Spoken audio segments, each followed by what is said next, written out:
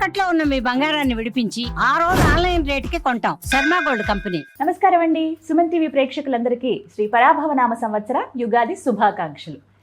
మరి ఉగాది అనగానే అందరికీ గుర్తొచ్చేది రాశి ఫలాలు. మా జాతకం ఎలా ఉంది, ఈ సంవత్సరం ఎలా ఉండబోతోంది తెలుసుకుందాం. వివరించేందుకు మనతో పాటు ఉన్నారు శ్రీ జగదాంబ త్రిశక్తి పీఠం పీఠాధిపతులు తాళ్ళూరి బనారస్ బాబు గురూజీ. వారితో మాట్లాడి ద్వాదశ రాశుల జాతక ఫలితాలు ఇవాళ వీడియోలో తెలుసుకుందాం. గురుగారితో మాట్లాడదాం. గురుగారు నమస్కారం అండి. శ్రీమాత్రే నమః. శ్రీమాత్రే నమః అండి. ముందుగా మీకు శ్రీ పరాభవనామ సంవత్సర ఉగాది శుభాకాంక్షలు. మీకు కూడా అమ్మవారి అనుగ్రహం మీకు బాగా కలగాలి, అలాగే మీ వృత్తిలో మీరు దినదినం వృద్ధి చెందాలని చెప్పి కోరుకుంటూ అనేక ఉగాది శుభాకాంక్షలు అందిస్తాను. చాలా సంతోషం గురుగారు. మొట్టమొదటిగా మీ ఆశీర్వాదం, అమ్మ కరుణ. గురుగారు, మరి రాశి ఫలాలు ఉగాది అనగానే ముందుగా గుర్తొచ్చేది ఇదే. అవును, పంచాంగ శ్రవణం చేయాలి, ఉగాది పచ్చడి తినాలి, ఆ రోజంతా చక్కగా గడపాలి, ఇంతవరకే చూస్తాం. అవును, చాలా నియమాలు పాటించాలని కొంతమంది, లేదు ఆ రోజు ఇలా ఉంటే చాలని కొంతమంది, ఇలా రకరకాలుగా చెబుతూ ఉంటారు. ఎవరు ఏమన్నా ఉగాది కొత్త సంవత్సరం వస్తుంది అని అనగానే మా అందరికీ గుర్తొచ్చేది రాశి ఫలాలే. ఎలా ఉండబోతోంది ఈ సంవత్సరం, ఆదాయం ఎంత, మేము ఎంత ఖర్చు పెడతాం, అవమానాలు ఉన్నాయా, గౌరవాలు ఉన్నాయా, ఇవి వెతుక్కుంటూ ఉంటాం అనమాట.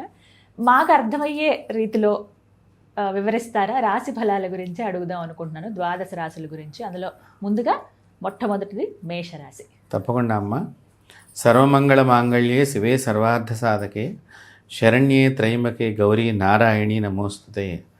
అందరూ కూడా ఈ పరాభవనామ సంవత్సరంలో చక్కగా అమ్మవారి ఆరాధన కనుక ఎక్కువ చేసుకున్నట్లయితే అందరినీ కూడా అమ్మవారు రక్షిస్తుంది. అనేక పరాభవ అనే పేరులోనే మనకు కనిపిస్తోంది. కాబట్టి ప్రమాదాలు కానీ అవమానాలు కానీ ఏదైనా సరే మనిషికి దూరం కావాలి అంటే చిన్నప్పుడు తల్లిదండ్రుల దగ్గరే మనం ఎక్కువగా ఉండేవాళ్ళం. అలా కాబట్టి ప్రపంచానికి తల్లి అయినటువంటి ఆ జగన్మాత యొక్క ప్రార్థనను మనం చేసుకున్నాము ఇప్పుడే. అలాగే ఆ అమ్మవారి అనుగ్రహంతో అందరూ కూడా బాగుండాలని కోరుకుంటూ నేను ముందుగా మేషరాశి అంటే ఇక్కడ అశ్విని భరణి కృత్తిక 2 పాదాలు ఈ మేషరాశి కిందకు వస్తాయమ్మా. ఈ రాశివారు 2026 ఆర్థిక పరిస్థితి వీళ్ళకి చాలా ప్రోత్సాహకరంగా ఉంటుంది. అంటే కొన్ని అనుకోకుండా వారికి ఆదాయంలో బాగా లాభాలు కలిగే అవకాశం కనిపిస్తోంది. ఆస్తిపాస్తులు కూడా, అంటే ఒక ఇల్లు కట్టుకోవటం కానివ్వండి, ఒక పొలం కొనుక్కోవటం కానివ్వండి, అలాంటివి కూడా వీరు చేసేటువంటి అవకాశం మనకు కనిపిస్తోంది. అలాగే వివాహం కాని వారికి వివాహం అయ్యేటువంటి అవకాశం కనిపిస్తోంది ఈ మేషరాశి వారికి. అలాగే కోర్టు పనుల్లో కొంచెం ముందరికి, అంటే వారు ఏమైనా వ్యక్తిగతంగా విషయాలు కానివ్వండి, లేకపోతే ఉద్యోగం గురించి ఏమైనా కోర్టు వ్యవహారాలు ఉన్నా, ఇట్లా లావాదేవీలు, ఆర్థిక లావాదేవీలు ఉన్నా కూడా అవి కొంచెం ముందరికి కదిలి వారికి అనుకూలత ఏర్పడేటువంటి అవకాశం కనిపిస్తోంది. అయితే వీళ్ళు కొత్త వాహనాలు కూడా కొనుక్కునేటువంటి అవకాశం మనకి ఇక్కడ కనిపిస్తోంది. కాబట్టి ఇక్కడ వీరు మేషరాశి వారికి ముఖ్యంగా ఏలినాటి శని ప్రభావం కూడా వీళ్ళకి ఉంటుంది. సో ఆ రీత్యా కూడా వీళ్ళు కొంచెం జాగ్రత్తలు పాటించడం చాలా మంచిది. ముఖ్యంగా వీళ్ళు ఎప్పుడూ కూడా 12వ స్థానంలో శని సంచారం వలన వాహనాలు, భూములు కొనుగోలుకు అనుకూలం ఉన్న పరిశోధన చేసేటువంటి, అంటే సైంటిస్టు రంగాల్లో ఉండేటువంటి వారికి అనుకూలంగా ఉంటుంది. అలాగే విదేశాలకు వెళ్ళేందుకు ప్రయత్నాలు ఏమైనా చేస్తే కనుక ఈ మేషరాశి వారు అవి కొంచెం అనుకూలించడానికి అవకాశం ఉంది. అంటే ఏలినాటి శని అనేటువంటి విషయానికి వస్తేనమ్మా చాలామంది భయపడిపోతారు. శని అనగానే వాళ్ళకి ఏదో ఒక రకమైనటువంటి ఆందోళన వచ్చేస్తుంది. కానీ శని అనేటువంటి వాడు పెళ్లి కాని వారికి పెళ్లి చేస్తాడు, అలాగే ఉద్యోగం లేని వారికి ఉద్యోగం ఇప్పిస్తాడు, పదవి లేని వారికి పదవి ఇప్పిస్తాడు. ఆయన చేసేటువంటి వాటిల్లో చాలా మంచి పనులు కూడా ఉన్నాయి. అలాగే వీళ్ళకి ఈ మేషరాశిలో కొంతమందికి ఇవన్నీ కూడా మనం చెప్పినట్టుగా సైంటిస్టులు కానివ్వండి, వాహనాలు కొనుక్కునేటువంటి వాళ్ళకి కానివ్వండి, విదేశయానం చేసేద్దాం అనుకున్నటువంటి వాళ్ళకి కానివ్వండి, విదేశంలో చదువుకుందాం అనుకున్న వాళ్ళకి కానీ అనుకూల పరిస్థితి ఈ శని వలన వీళ్ళకి ఏర్పడుతోంది. అంతేకాకుండానమ్మా ఈ ఏడాది 5, 11 స్థానాల్లో రాహుకేతువుల సంచారం మూలకంగా అనవసరమైనటువంటి ఖర్చులు పెరుగుతాయి. రాహు కేతువు ఇక్కడ మనం చెప్తున్నాము 5, 11 స్థానాల్లో వాళ్ళు ఉన్నారు మేషరాశికి. సో వాళ్ళ యొక్క స్థానాన్ని బట్టి ఉన్నత విద్యకు చేసే ప్రయత్నాలు కొంతమంది వాయిదా వేసుకోవటం కూడా మంచిది. అంటే ఒక రకమైనటువంటి గ్రహము సహకరిస్తున్నప్పటికీ కూడా ఇంకో 2 గ్రహాలు కొంచెం మనకి ఇబ్బంది పెట్టే అవకాశం ఉంటుంది. సో ఇలాంటి ఇబ్బందులన్నింటినీ కూడా తొలగించుకుంటానికి, అలాగే ప్రేమ వ్యవహారాలు నడిపేటువంటి వాళ్ళు ఈ మేషరాశులు ఎవరైనా ఈ ప్రేమ వ్యవహారాల్లో ఉండేటువంటి వాళ్ళకి సమస్యలు, చికాకులు, పోలీస్ స్టేషన్ వ్యవహారం దాకా వెళ్ళే అవకాశం ఉంటుంది.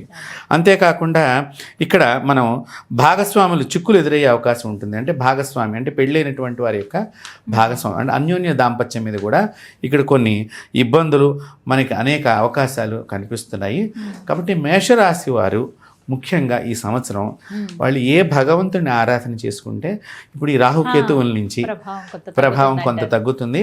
అలాగే శని నుంచి కూడా అందరికీ కూడా అనుకూలం అనేటువంటి విషయానికి వస్తే వ్యక్తిగతమైనటువంటి జాతకాన్ని మనం ఈ సంవత్సరం నడిచేటువంటి గ్రహాలు ఇవి రెండు సమ్మిళితం చేసుకుని మనం చూసుకోవాలి. కాబట్టి మనం చెప్పేటువంటివి కూడా రాశి ఫలితాలు.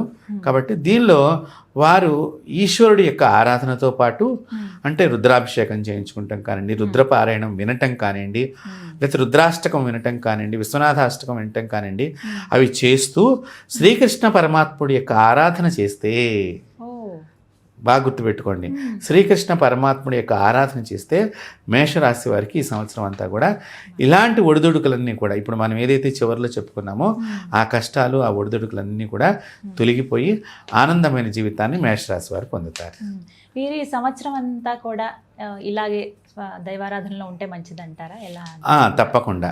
ఇప్పుడు ఇక్కడ మనం శ్రీకృష్ణ ఆరాధన అని చెప్పడంలో కూడా కారణం ఏంటంటే మేషరాశి వారికి ఎప్పుడు కూడా పాండవులకి కష్టాలు వచ్చినప్పుడల్లా కూడానమ్మా పరమాత్ముడైనటువంటి జగద్గురువు అక్కడ ఉండి వారిని అక్కడి నుంచి తప్పించడం, ఆ ప్రమాదం నుంచి తప్పించడం అనేది జరుగుతూ వచ్చింది. మీరు ఒక లంకా దహనం అక్కడ లక్క ఇంటిలో దహనం చేసినప్పుడు కూడా మనం చూసినా, అలాగే పాండవుల ప్లేస్లో వేరే వాళ్ళు మరణించడం అనేది చూసినా, లేదా వారికి ఎప్పుడెప్పుడు ప్రమాదాలు జరుగుతున్నప్పుడల్లా వారి అమ్మగారి ప్రార్థన చేసినా, వీళ్ళు ప్రార్థన చేసినా, ఎవరు ప్రార్థన చేసినా చేయకపోయినా శ్రీకృష్ణుడు వాళ్ళ గురించి బద్ధుడై నిలబడి వాళ్ళని కాపాడినట్లుగా శ్రీకృష్ణుని యొక్క అష్టోత్తరం కానివ్వండి, అలాగే శ్రీకృష్ణునికి సంబంధించిన జపాన్ని కానివ్వండి, అలాగే శ్రీకృష్ణునికి సంబంధించిన దేవాలయాలు దర్శనం చేసుకుని అక్కడమ్మ ఇంకా విశేషంగా నేను చెప్తున్నాను, మనం వెన్నపూసని శ్రీకృష్ణుడికి నైవేద్యం చేయించాలి.